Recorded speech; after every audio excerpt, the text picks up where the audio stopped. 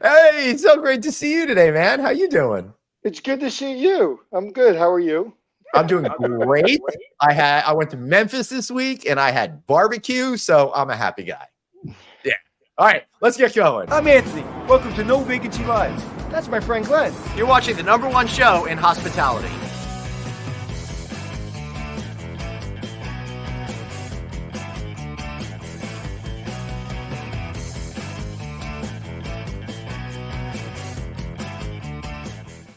Hey, everybody. Thanks for tuning in to No Vacancy Actually Live. That's Anthony Melchiori. I'm Glenn Hausman. It's so great to see all of you here today. I want to thank all the folks over at the Memphis Metropolitan Hotel and Lodging Association for having me keynote for the luncheon at the Rendezvous Barbecue, and then interview industry icon Paul Novak for his keynote. Great times, good fun, good food. Yeah. I think you're making up conventions. You go to so many conventions. I just think at this point you're making them up. Yeah, there are a lot of conventions. And that was actually a topic that we were talking about at this particular event, because there are so many events. It's becoming really difficult to hit them all. Man, it's like week after week after week, there's a new event. And more importantly, are they saying anything? I know, but I definitely talked a lot. No, well, I'm just saying in general, are there any duplicates? Yeah, there's a lot of duplicate content at all of these, but I have to look at it I go to every single conference prism. So just because they're repeating content doesn't mean that they shouldn't be repeating content, because it's a lot of times it's a different audience. I'm just the one that seems to be the common denominator. So you're listening to a stand-up comedian set night after night. Right, exactly. yeah, exactly. And I could almost be like, hit that punchline, right? It's not the comedian's fault. It's why the audience keeps showing up. No, and we can definitely expect a 1/4% rate cut in September. You know, I don't know how many events I heard that at in the last few weeks. All right. Wait. They said 1/4, but by the end of the year, they're thinking a point or a half a point. They're thinking a quarter. They're thinking a quarter to a half a point immediately, and then another quarter potentially a little bit later on. But my response to that is there will definitely be a rate cut in September, because there's a presidential election. And by coincidence, that seems to happen every presidential cycle. Yeah. Well, I think we should have Shane. Let's do that. Hey, you know Shane, so why don't you introduce him today? How's that? Ladies and gentlemen, Shane Green. Yeah, that was a great introduction. Wow. Shane, obviously, you haven't been to enough conferences lately, Anthony. Yeah, which I try not to go to any of them unless Glenn tags me along, and since he doesn't take me along anymore, unless I'm speaking, I don't go to so many. But anyway, Shane, I'm going to let you introduce yourself to our audience. A lot of people in our audience probably know who you are, but why don't you give you a little background, and then we can talk about how we know each other. Okay, so hi, I'm Shane Green, everybody. Based out of Las Vegas. I'm with the company SGEi, which I founded about 20 years ago. Came out of the hospitality space, like many of you. Started with the Ritz-Carlton for 10 years, opened hotels throughout Asia, ran hotels in Australia, worked in Europe, did the whole circuit, and then decided to start my own business. So we've been working with companies for, as I said, the last 20 years. It was interesting, you know, in the 2000s, everyone was buzzing about this whole idea of customer experience. And of course, they were looking around and going, hey, who gets customer experience? And of course, it was the hotel guys. And so I think I kind of jumped on that bandwagon. What was interesting, I realized pretty quickly, we knew nothing about customer experience. We knew guest service. We thought that was all that was into that. And the whole idea of mapping and journey mapping and looking at the customer's journey and really thinking about what they want, what they need, and being quite strategic was something that I kind of jumped on and sort of got to work with MBA and thinking about season ticket holders, BMW, how they sell cars, United Airlines, how they put people on.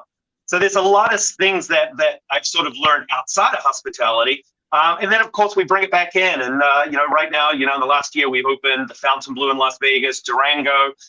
We opened the Rev in Saint-Tropez in Europe. We're helping a bunch of hotels right now really think about how to be more strategic with their thinking. So that's the high level what we do. And, of course, I get to see Glenn every now and again at a couple of conferences and, sort of check in to see what everybody else is saying around the world. But I think what makes us kind of interesting right now is that we're actually doing stuff on the ground.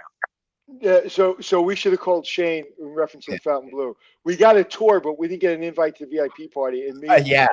me and Glenn are still miffed by that because Yeah, you should be. That's a miss. Guys, Yeah. as I said, you know, of all the time, especially Glenn should have a VIP card for Vegas by now. it So was- how do you miss out on the that? last 5 casino openings in a row, so this was super heartbreaking. You know? Yeah, I like being able to say no. I don't like having to beg for an invitation.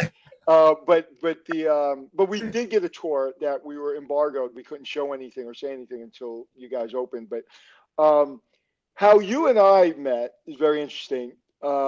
Back in now it's going back, I think, 107 years. I did a show called Hotel Impossible, and you did a show called Resort Rescue on the same channel, and then we started talking, knowing each other, and so I shared some shared experiences. So let me ask you, Shane, how do you like the TV business? Yeah, listen, I think you did it right. I did it wrong. The difference between you and I was on for like, a year and a half before we got canceled. I think you had quite a run. So, you know what? It's interesting. And I think, it's a terrific platform for what you do very well. And what we try to do is that we try to teach and educate and give go-tos and how-tos. The reality is, and I use that pun kind of loosely, is that's not what they always want. And I think you kept the integrity of our industry really strong. Whereas, my ask was they were looking for someone to come in and jump up and down, swear at everybody and create that drama that reality TV is known for. And listen, you know better than anybody, that doesn't work in our business. And it did. So I put a line in the sand at one point and says, listen, give me owners all day long. I don't mind getting into them for how they treat and how they run their business, but I will never take a frontline person who's working for minimum wage and rip into them for no reason. I think that's my problem with reality, and that was my loss, I guess. Yeah, and I'm glad you said that, and I'm glad you brought it up because I think it's a really good teaching lesson, because I remember the conversation we both first had when we first met each other on the phone, and I've never yelled at a frontline employee in 108 episodes. Never once. You can go back to 108 shows. Never once. It's always been holding people accountable. And when I came on, because I brought the show to them, I knew in my heart, there was something in my heart that I was like, I can't do what a producer who's 27 years old has never. Uh-oh.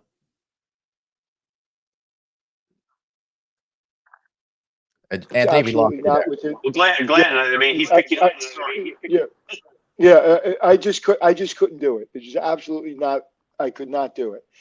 And when you were doing it, I think there was some direction that for whatever reason was happening. But I thought it was a good show. And listen, neither one of us could sell that show today. I couldn't sell my show. You couldn't sell your show today. It's a completely different market. We do a new show called Hotel All Stars that we got paid for by AHLA and is on YouTube, and it does well. I think it's got 400,000 views. But today, what you do and what I do is we're kind of in the grind of really teaching. I just came back from Boston, and what I'm doing is I'm developing, I'm training, and that to me is why we love this business. So let me ask you a question. I'm going to ask you a very simple question that I know you can answer. And actually, I'm joking when I say simple. What's broken?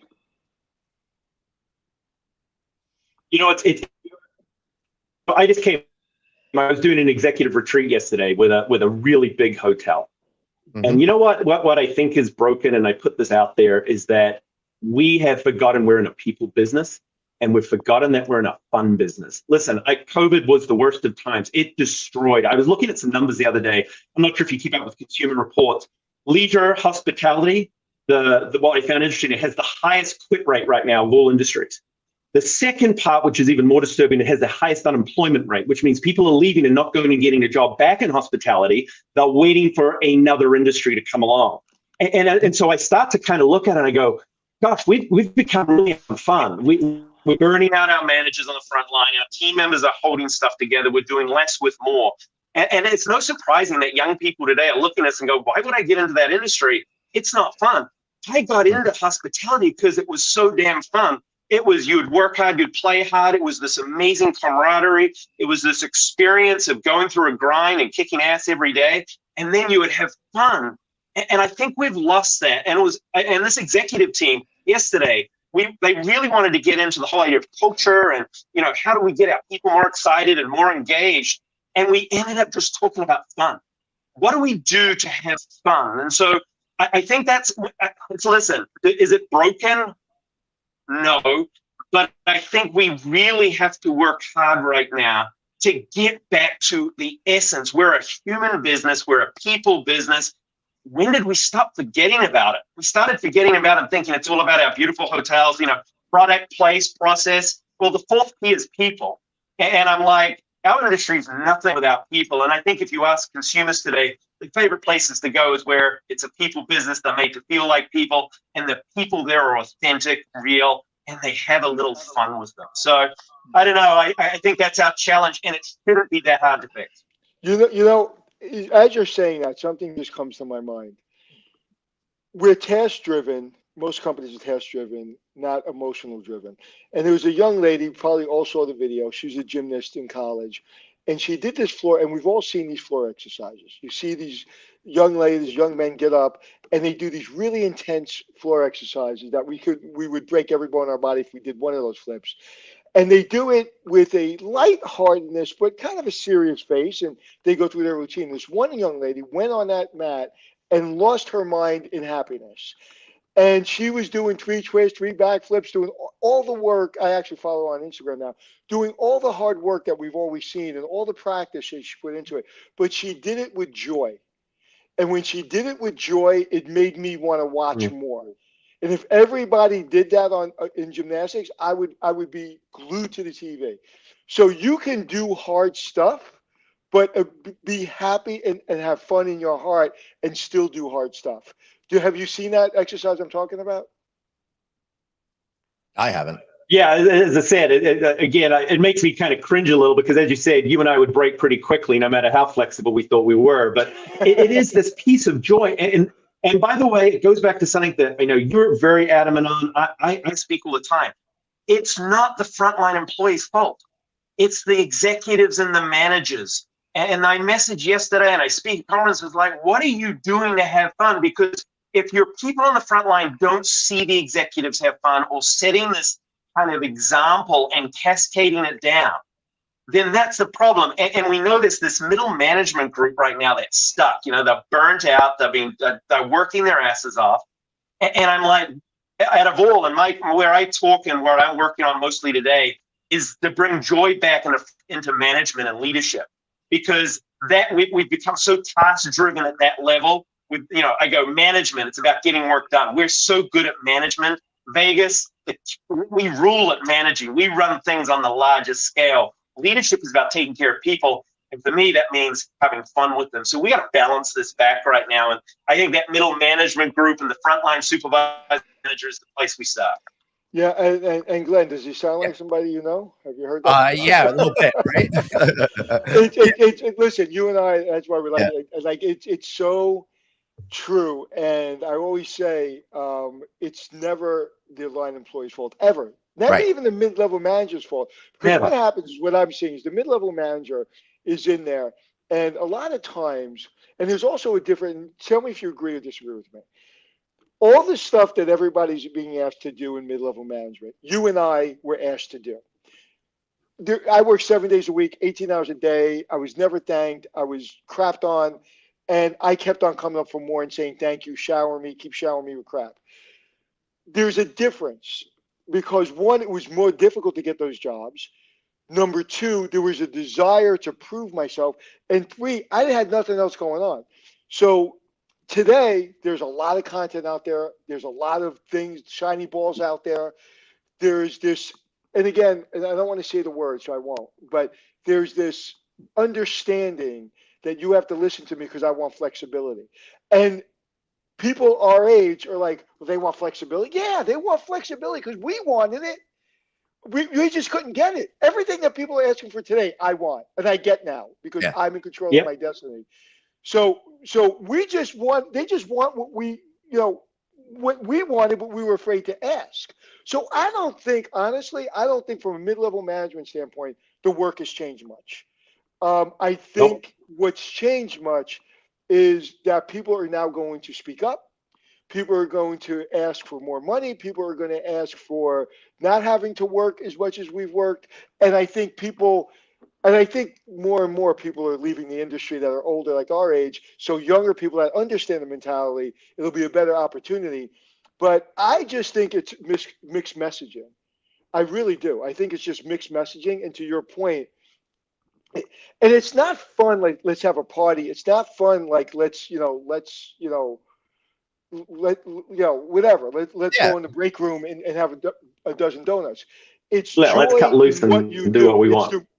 right. It's the reason we get up in the morning, right? I just figured this out, and I probably figured it out on the podcast with Glenn. Yeah. That I don't like a lot of people. I'm not the social guy. Glenn knows. Right. I run away from groups. I like being isolated a little bit. However, I like making people happy. My why is I like making people happy. Doesn't mean I want to buy a cup of coffee and be a next door neighbor, but I want to make my guests and my employees happy. And I think that's what we're missing. Yeah, Shane? Yeah, I think what's interesting, I love what you said about sort of the generational differences. Listen, the millennials were the first group, and again, what did we do? We sat around and complained about them forever because all of a sudden they started to speak up, and we're like, well, you don't do that. You know, we didn't do that, so you can't do that. And my frustration with how we manage millennials was we spent so much time complaining about them. We actually never sat down and worked out, hey, how do we actually make you guys excitable and work out your system? We're doing it already again with the next generation of Zs. I make the joke, and I think it's funny. I'm like, I miss the days of the millennials because that gave us 2 weeks' notice. These Zs will just ghost us and not turn back up to work because they demand a level of respect, and they are not going to tolerate that command fashion where it's not fun, where we don't respect, we don't care. And so this is where we've got to kind of go back, and this is why it's frustrating for me with hospitality. As people in the industry, we were always empathetic to guests. We always wanted to take care of, do the same for our employees. They're just telling us the same stuff. But we get so caught up with, we got to take care of the guests. We forget about, well, take care of your employees first, and I think you'll be okay. But rather than complain about what's going on, let's sit down and go, how do they want to be communicated to? How do they want to be recognized? Because they definitely want that. How do they want to sort of be, feel valued and cared for? It's not hard. It's just go back to basic human values. But there are still managers out there that, like us, come from a day where we weren't told thank you. So therefore, they still think that's okay. And that's the frustration, is that we've got a group of managers still in our industry that, you know what, guys, it's time. We have to shift into this and get back to the fundamentals of hospitality, which is taking care of others. Yeah, and when we were growing up, especially in New York, you would look in the New York Times. I remember when I got the Plaza job as a night manager. I wanted to work there so bad, and I had to wait till Sunday, and I was going through the articles, all the classifieds, right? And all of a sudden it said night manager, Plaza Hotel.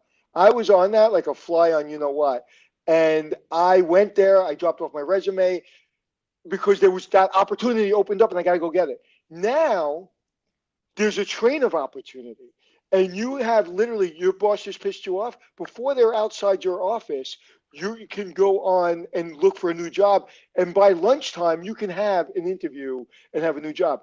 We didn't grow up with that ability to do that. We had to wait, and we had to look. So when we did have the job, we knew how hard it would be to get another job. Whereas today, people don't even show up for interviews. So you see, I'm not sure the latest, it was Consumer Report. You see the Consumer Reports. I think we've got something like 8.5 million job openings, but we only have 6.5 million unemployed. That means there's 2 million, almost 2 million more jobs than there are unemployed. And you go, well, why are the unemployed? They were COVID. There are females that can't get good quality in terms of childcare. There are people that are retirement. So you're right. We've got way more jobs. And the thing that I found interesting in the stats was that since 2015, immigration is down 76%. I know everyone gets all fired up about immigration destroying us. The reality is that, buffering. The reality. Yeah, Shane, you're breaking up. When you talk about hospitality, migrants, people coming to the company. Sorry, can you hear me, guys? Yeah, could you just repeat that part again? Yeah, so again, looking at the stats, migration is down 76% from 2015. And that's a big number. We're told that migration's out of control. Well, it has come down. The reality is in hospitality, it's called entry-level positions. Guess who takes entry-level positions? Guy me that came from New Zealand off the boat and was doing a front desk position for a year. I haven't seen understand that our industry from college graduates in the housekeeping department. Yeah, What was that, Glenn? Said I haven't seen many college graduates start in the housekeeping department. Well, that's not true. That's not true either. I mean, there are college graduates that start in housekeeping. But listen, whether it be migrants, whether it be college graduates, at the end of the day, who's ever in your hotel is more important than the guest. That line employee, that manager, that person you have in your charge is your family. And if you don't treat them that way, and also there's another thing that happens, Sean, and I think this is the biggest problem we have. And this is my personal opinion. We can talk to whatever generation it is. We can talk about flexibility. We can talk about pay. We can talk about how we make your life better. But there's also this other opportunity. It's called a standard. Just because you want these things and you want, that doesn't mean I'm not going to hold you to a high standard. So I think there's two things missing. There's two things at play here. One, we have to listen and we have to be flexible. On the other hand, no one's reducing my standard. It ain't gonna happen. And I think what's happening is managers are either being too hard on people or too soft on people. People forgot how to manage and lead. And what is management? Getting things done through people, right? You got to get the thing done at a high level, but you got to do it in a way that you're taking care of the person. When I was in the military, especially in the Air Force, they had empathy, but you did what they told you to do, but they did it with empathy. Yeah. Shane, what's interesting, Anthony, sorry, I just want to jump on that because again, one of the things I realize talking to a lot of people is you talk about performance. I think managers can't define performance. And this is something that I think's missing. They know what performance looks like, but they're not articulating it and making it clear. Performance is two things. It is the tasks that you're asked to do in the processes. How many times I go to a property and their new hire are onboarding, it lacks processes and clarity about what to do. And then the second part of performance is how you do it, and that's your values. And I see too often managers aren't paying enough attention to what values are. They have to be able to define what they do and how they do it. I can't hold someone accountable if I haven't clearly defined performance for my frontline people. And too many properties. Listen, when you were running the show and visiting all those small hotels, I did the same. They had no idea of performance. There was nothing written down and there was nothing articulated. Without that, I can't recognize effectively, I can't hold accountable, and I can't have that standard that you defined and talked about. Right, absolutely. What was it? What were you going to ask, Glenn? So two things. Number one, Heather says, hey, it's also ageism. Been a GM for decades, took time off for family. Now I've been told out of it too long. Took classes through FAU as well as certifications. Sad indeed. That's really frustrating in general. But also, when I was at the Southern Lodging Summit this week, one of the things that multiple presidents of hotel management companies and ownership groups were saying on stage was, there seems to be this pattern of a lack of training happening. So you've lost a lot of institutional knowledge as people have left, and then they get somebody new and they don't even know what they're doing. And then a week later, they're training somebody else who's like shadowing them. And it becomes I would say a law of diminishing returns where less and less and less. Shane, how widespread do you think it is? And how can we combat that to make sure that the employees themselves get what they need to be more engaged and stay and love hospitality and bring that joy you're talking about? Yeah, listen, I think it starts what we talked about earlier. The lack of training is at the manager level. We're putting people that are good at tasks into a management role with no understanding of how to lead people. It was cool. The first day I became a supervisor at Ritz-Carlton, my general manager came to me and says, I want you to understand one thing. The guest is no longer your number one priority. And of course, I was a guy that was really good at taking care of guests. And I was like, what the heck? Isn't that what I'm doing? You've got no shot. You've got 300 or 400 people coming in and out of here every day. You will not touch every guest, but at that time, bellmen and valets will. He says, focus on those 25, 30 guys. Teach them everything you've got. And I think when we come to training, we forget, or managers forget, and I had this conversation last week. Managers go, training is something that's formal, it's onboarding, all that, and you put them in a room. I go, the most important training they get is when a manager takes the time to teach you something. And the manager gives you feedback on something. If our managers aren't playing the coach's role of giving feedback, then I think we're missing out on training on the front line. But we're not teaching our managers how to give good feedback. We're not teaching them how to communicate. So I think the training that's missing is we've done it. We've got a massive company, and they realize they've done no investment with their frontline supervisors and managers in terms of training for 10 years. Just think about what's happened in that time frame, and yet we've expected them to get things done through people. That's the training miss right now, I think. Yeah, and you couldn't have said that better or louder, and that's what it comes down to. You know, I always say I don't have my guests or my employees. When I was running a hotel, there would be weeks where I purposely didn't go near a guest, didn't talk to a guest, because I was too busy making sure that my employees were doing that. And there was this one assistant I had that one time a guest got to me and wanted to talk to me, and I was just like, oh, okay. I love talking to guests. I always want to talk to guests, but my staff was so good I didn't need to. And I get on the phone because she said he wants to talk to me. I was like, this is going to be bad, because she never did that. And I got on the phone, and he said, let me tell you something. The only reason I'm calling you is because I needed to talk to you. So now I'm ready to get just nailed. And he says, you have the best grenade jumper honor in the business. And he hung up the phone. So whatever explosion was happening that he was really upset about, he was so satisfied that he had to tell me, you are about to get killed, but the person in front of you saves your life.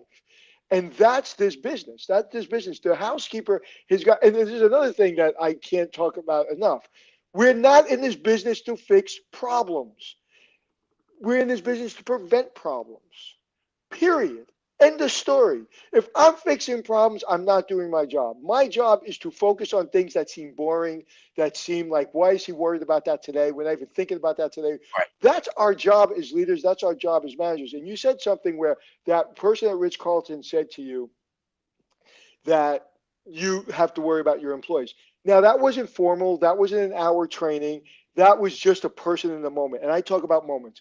You and I, and probably Glenn, have learned more from people that have said, either good or bad, said something in 10 seconds or less, and it stayed with us for the rest of our life. Yep. That's training. That's formal training. You know, people's like, well, that's not formal. No, nobody especially today, sitting in front of you. You go to a brand and they say, okay, here's 7 videos. And then the manager walks out of the room. Who learns through videos? Not this guy. And most of us, I'll just talk for me, I have all kinds of problems. ADHD, I can't pay attention. And you're going to put me in front of a computer? Yeah, you're so right. You know what? It was cool what you said before. I love the idea of our job is to prevent problems. When I ran a hotel, Hayman Island, my mandate was every week I would throw out a difficult situation across the property, whether it's the front desk, the housekeeper. And I said, all right, our laundry goes down. And I said, I'm going to come back on Friday. Tell me what you're going to do. I'd go to the front desk and I'd go, you've got a guest who we just ruined their honeymoon. And I realized scenario-based training every Monday. And I'd walk back every Friday and say, what'd you guys come up with? And they would spend the week talking amongst themselves and thinking about stuff. It was the best training, and it touched what you said. It was all about preventing the problem before the problem occurred. So scenario-based training, it was some of the best stuff I think I ever did, and it cost me took me zero time, and yet it helped prevent a lot of the issues we see today.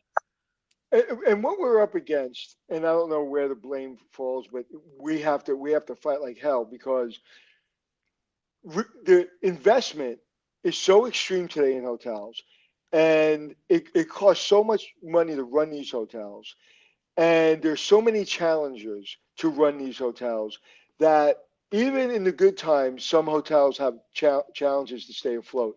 In Times Square, they said during COVID, we lost all these hotels. Those hotels were going out before COVID, and they had the best revenue they've ever had. Yeah. So it's just so much money to run these hotels.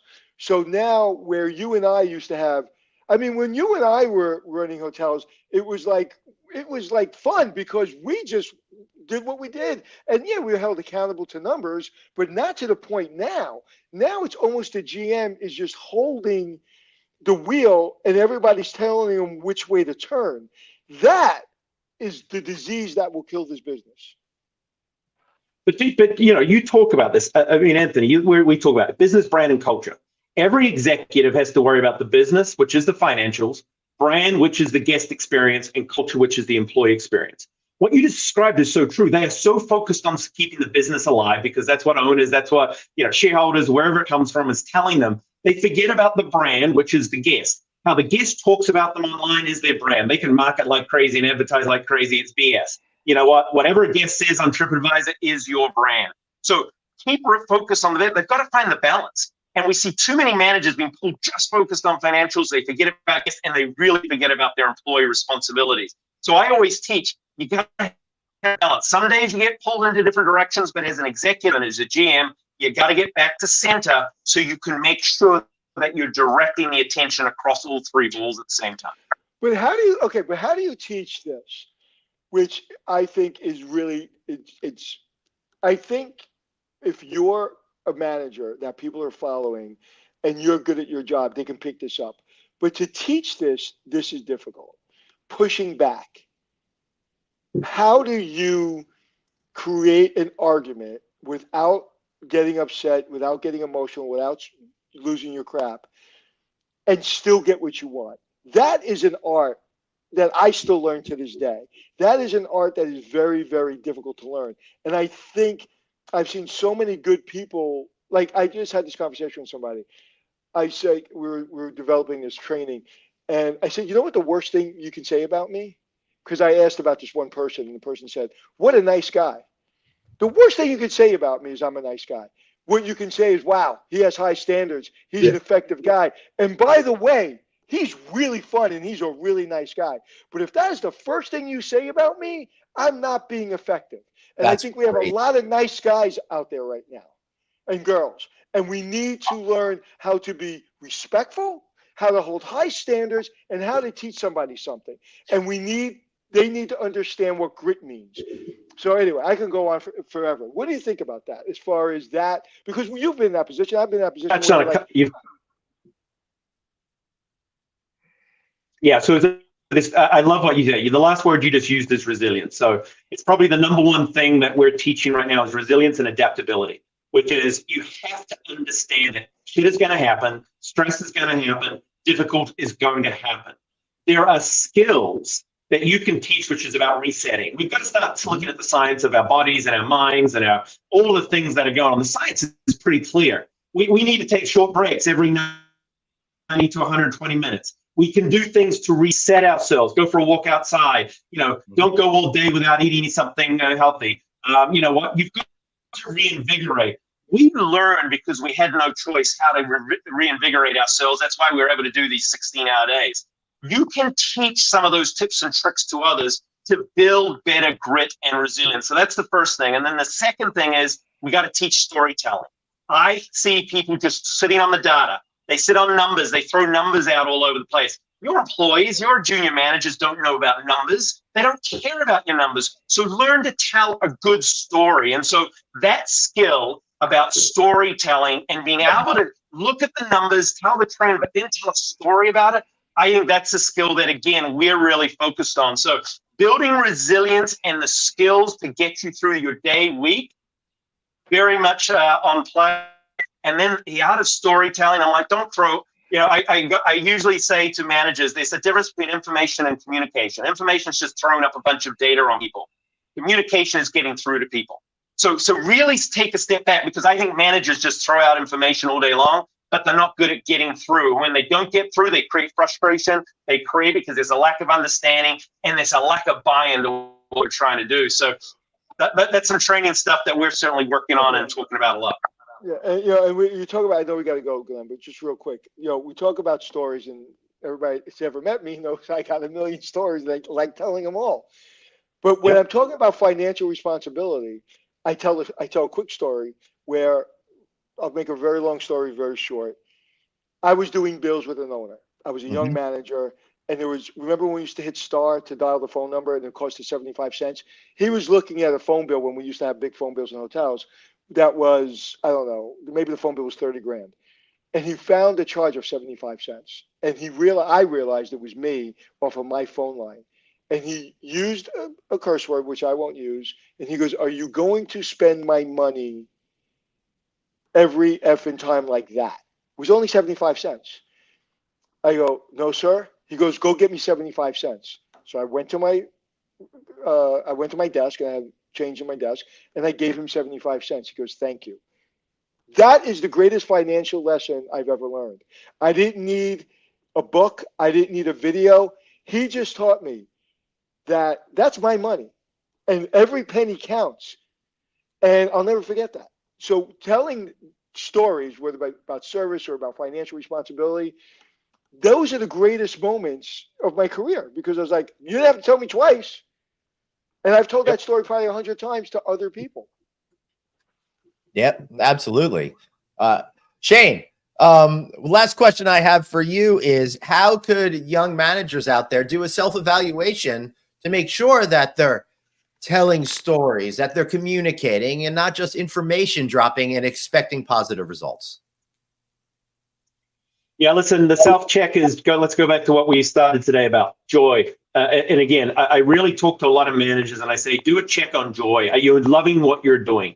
And this isn't about, I had a bad day. This is about a consistency where, honestly, coming out of COVID, we had lost a lot of good managers because they lost that joy. I'd love to get them back. But I always talk about young managers. Don't ever get to that point where you lose all of your joy. There's a responsibility that you have as a leader to take care of yourself first. I call it first lane. You don't take care of yourself first, then you can't take care of the people you love, and then you can't take care of the people that you're responsible for, which is what happens at work. So check in on and take the responsibility to get some sleep, to take a break, to take care of your own health. We can't forget about that. And if that's something that Anthony and I can tell you that when we came up through the business, no one talked to us about sleep or health or any of the other good stuff that we talk about today. But I tell young managers, you know what? Take care of first lane first. You can't burn yourself out for the sake of that, because you'll never be the type of person or manager or leader, a parent, husband, wife, whatever it is. You'll never be that person if you don't take care of yourself first. So check in on your joy. Yeah, I grew up in an environment where I had a boss tell me, if you die, I need 2 weeks notice. So nobody was talking about healthy eating or sleeping, or, it's funny because I just had this conversation, and they're like, well, when you were GM, did you hang out with your team in the lunchroom like most GMs do? I go, no. And they're like, what? I go, I love my team. My team, I think, likes me. But I need a break from everybody, including my team. I go hard, man. So when I'm working really hard in the hotel, I need an hour by myself in a corner in a deli or in a Chinese restaurant where no one's looking for me. And I need that. I do it every day. The other day I was in a meeting, or it was a long day, and I went to Chipotle, sat in my car for 1 hour, and didn't look at my phone. And I can't agree with you more. And I think the reason you and I are still doing this and we still have passion for it is because along the way we figured out how to take care of ourselves. Yeah. Awesome. So Shane, I'll just add one thing. We want to pass that on to everyone else. Yeah. I'll just add one thing before we wrap up on that joy check thing. The week before last, and you guys can check the database, I had on Mitch Patel with Vision Hospitality Group. He owns like 125 hotels. For him, the joy check is whatever industry you're in, if you don't want to read that trade magazine and you don't want to devour it, you're in the wrong business, because you obviously use that.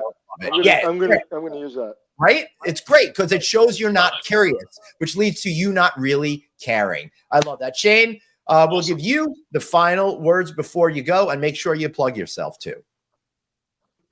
All right, listen, thanks very much. It's always a pleasure, guys. Great to see you again, and thanks for sharing the wisdom. And again, Anthony, I think that's the piece. We love this industry, but more importantly, you and I have realized there needs to be more people out there just teaching these stories, telling stories. Because I'm all over it. That's why this is such a valuable podcasting. We have platforms now to get out and share our messages, and it's just a joy to do so. So I know this gets us fired up. One of the best conversations I'll have all week, no doubt, guys. So I really appreciate it. But again, if anyone's interested, what we do is we have transform open properties globally. Always love to have the conversation. So if we got you fired up, reach out to us. Love to talk. And Anthony, let's do a hotel together soon, man. Let's do something. Let's do something and really change things up. I got a couple ideas. We should talk. Let's go next week. Let's hook up. I'll make sure that we commit. I'll send you a text. Awesome. I love it. Shane, thanks so much for being here. Really appreciate you. And we thank all of you guys for watching. Make sure you follow us wherever you get your podcasts on audio version. And if you want to watch us, make sure you watch us. Hey, we're on LinkedIn. We're on Facebook. We're on Instagram. We're at novacancynews.com, where you could rewatch this show over and over again to your heart's content. Thanks so much for being here. We'll see you another time. And remember, geez, I don't know why I'm screwed up now. And remember, you've got one life, so blaze on, babies, and be kind to yourself. See y'all later.